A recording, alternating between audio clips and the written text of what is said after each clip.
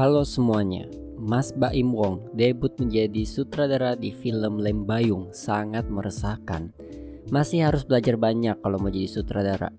Cerita Lembayung ini berasal dari thread Twitter dengan nama Jin Poligigi. Jadi ini kayak kakaan desa penari, thread Twitter dijadiin film tapi hasilnya bikin istighfar.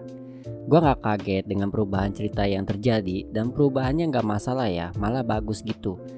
Jadi kalau di Twitter, hantu perempuannya ini ngelakuin teror ke Arum karena dia suka Arum. Yes, hantunya lesbi. Sangat absurd, tapi di film ini diubah jadi soal pelecehan seksual. Hantu perempuan ini yang bernama Tantri jadi gentayangan gara-gara kena pelecehan seksual dan dibunuh oleh salah satu orang di Lembayung, klinik Lembayung.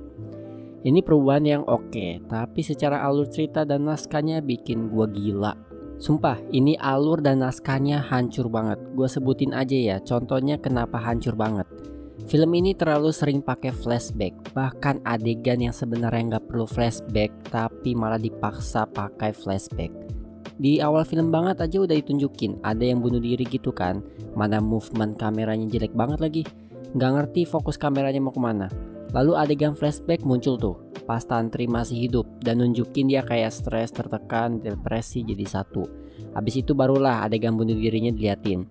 Ini masih di awal film, oke lah, masih dimaklumi. Meskipun buat gua ini adegan gak perlu pakai flashback, ya kayak biasa aja gitu nunjukin karakter Tantri yang stres segala macam, baru abis itu nunjukin ke adegan bundirnya. Itu kan lebih simple ya, gak mesti pakai flashback. Masalahnya adegan flashback ini berkali-kali muncul dan bikin gue pusing sama alurnya. Contohnya lagi, si Pika ada ngasih kalung ke Ida. Di situ Ida ada baca surat dari mendiang suaminya yang disimpan di dalam kalung. Abis itu tiba-tiba adegan langsung di-cut nunjukin Pika lagi ngetik nyari nama Tantri. Abis itu balik lagi ke adegan si Pika ambil surat yang dibaca sama Ida. Nah ini maksud gue, adegan kayak ginian doang mah pakai flashback nggak perlu banget. Kalau adegan flashback di akhir film itu oke lah diperlukan memang. Adegan saat kepalanya masuk ke air, yang udah nonton tau lah ya pasti adegan yang mana. Disinilah letak alur dan naskahnya yang hancur. Belum lagi kadang perpindahan antar adegan berasa kasar. Ini film kalau masih 1,5 jam gua kuat nontonnya. Tapi ini film 2 jam gila. Dengan naskah yang kayak gitu 2 jam. Bukan Arum doang yang kena mental. Gua yang nonton juga kena mental lihat ceritanya kayak gini. Momen paling rusaknya yaitu ada adegan Tantri lawan salah satu orang yang dulu lecehin dia. Jadi ya memang film ini secara garis besar tentang pembalasan dendam yang terlibat ngebunuh Tantri.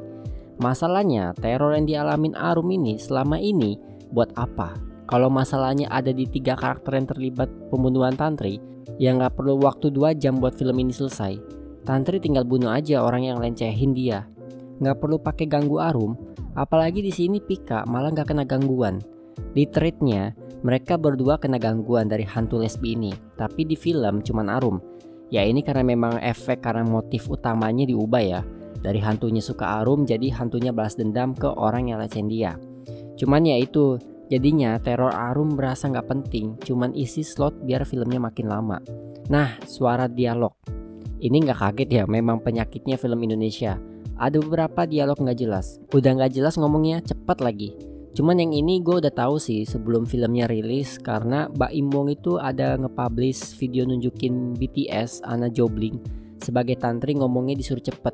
Di situ aja udah kurang jelas suaranya karena yang ngomongnya terlalu cepet. Yasamin Jasem sebagai Arum dan Tasya Namia sebagai Pika. Acting dia berdua ini yang paling oke. Anna Jobling juga oke secara look ya.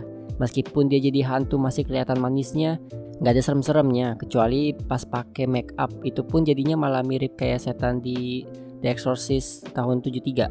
Untuk treatment horornya ya jujur hanya sedikit yang gue suka. Ya salah satunya Anna Jobling yang senyum itu di trailer bisa dilihat sih. Nah itu gue suka. Itu creepy, bener-bener creepy. Terus ada yang ketindihan. Dari make up udah oke, tapi sayangnya pas diliatin lidah panjangnya itu kelihatan banget kayak mainan. Padahal di thread Twitter ini ada adegannya gitu. Cuman sayang banget eksekusinya masih kurang. Terakhir, Wulan Guritno di sini buat apa perannya? Cuman 2 kali muncul dan gak dikasih penjelasan ini karakter ngapain. Gue cuman taunya dia nih psikiater dan seorang indigo. Asli di post credit dikasih tahu dia bisa ngelihat Tantri. Ini tiba-tiba banget dari psikiater terus indigo. Habis itu dia berubah wujud kayak yang dirasukin tantri. Sumpah yang nulis naskah nih maunya apa dah? Pas sudah mau menuju ending gue sebenarnya udah kesel ya, nggak dikasih kejelasan karakter yang diperankan oleh Wulan Guritno. Sekalinya dikasih penjelasan malah makin gak jelas anjir. Gua nggak perlu kasih kesimpulan deh ya, nilai 3/10 udah cukup mewakili film ini. So itu saja review dari gua, terima kasih bagi yang sudah menonton, like, comment, dan subscribe. Gua Rakis, signing out.